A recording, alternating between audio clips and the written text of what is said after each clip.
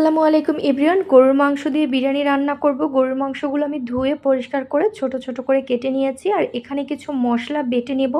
2 রকমের বাদাম নিয়েছি, পোস্ত, কালো গোলমরিচ, আর নিয়েছি জয়ফল, জয়ত্রী। আর এখানে আমি আলু বোখরাও ব্যবহার করব বিরিয়ানির মধ্যে।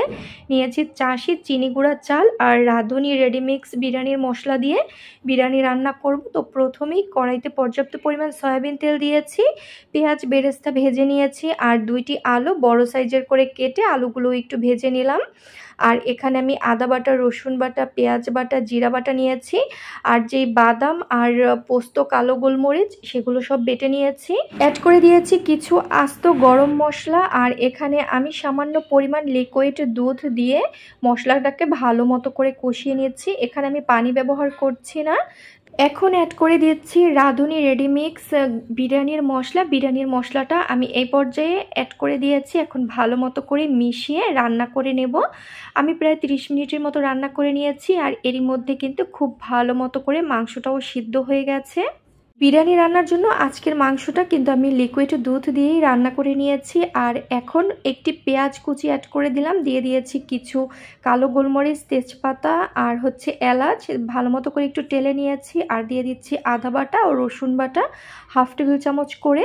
তারপর ধুয়ে রাখা পোলাওর চালগুলো দিয়ে দিলাম। এখানে আমি পুরোপুরি 1 কেজি চাল ব্যবহার করিনি, 1 কেজি থেকে কম চাল নিয়েছি। তারপরে যেই বাকি বিরিয়ানির মশলাটুকু ছিল প্যাকেটে সেইটুকু দিয়ে দিলাম।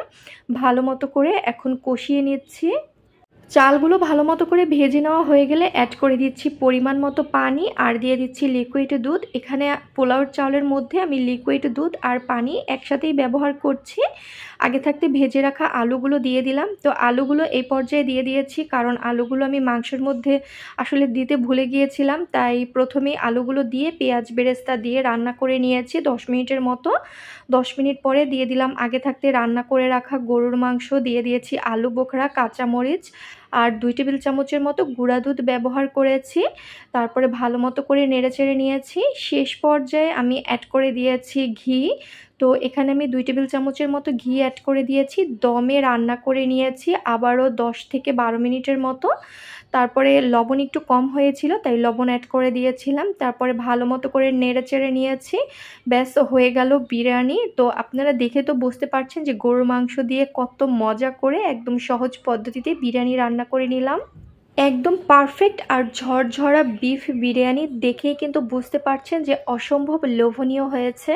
আশা করছি আজকের বিরিয়ানির রেসিপিটি আপনাদের কাছে ভালো লেগেছে। ভালো লাগলে অবশ্যই বাসায় ট্রাই করবেন। আজকের মতো বিদায় নিচ্ছি। সবাই ভালো থাকুন। আল্লাহ হাফিজ।